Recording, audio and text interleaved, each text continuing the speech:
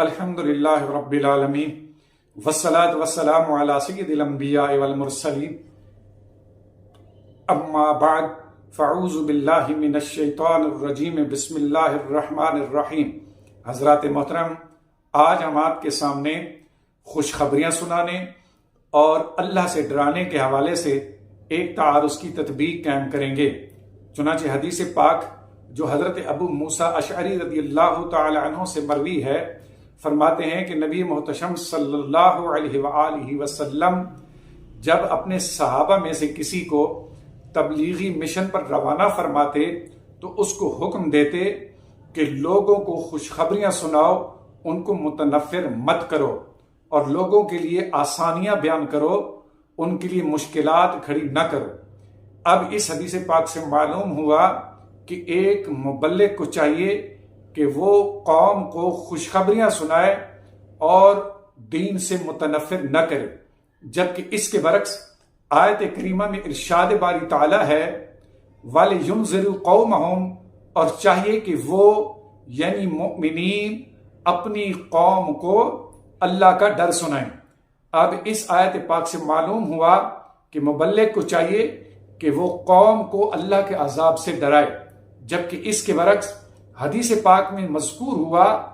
کہ مبلغ قوم کو خوشخبریاں دے، ان کو متنفر نہ کرے۔ آیت اور حدیث کے درمیان بظاہر تعارض معلوم ہوتا ہے۔ اب اس تعارض کے درمیان تطبیق اس طرح قائم ہوگی کہ یاد رکھیں حدیث پاک میں نبی کریم صلی اللہ علیہ وآلہ وسلم کا یہ ارشاد کہ لوگوں کو خوشخبریاں دو، متنفر نہ کرو، اس کا مطلب یہ ہے کہ لوگوں کو گناہوں سے توبہ کرنے کی تلقین کرو اور یہ کہو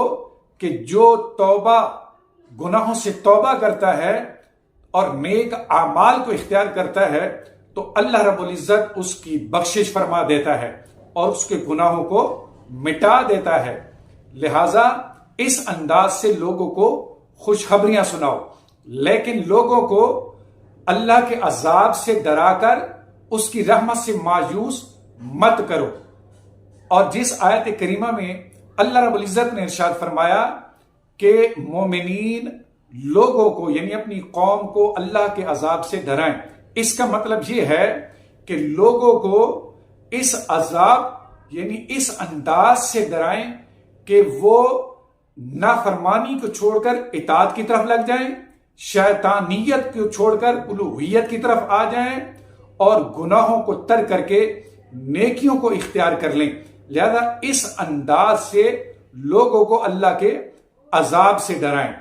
اب اگر اس تطبیق کو تسلیم کر لیا جائے تو آیت اور حدیث کے درمیان تعارض بھی ختم ہو جائے گا اور اس حل کے بعد اختلاف بھی ختم ہو جائے گا۔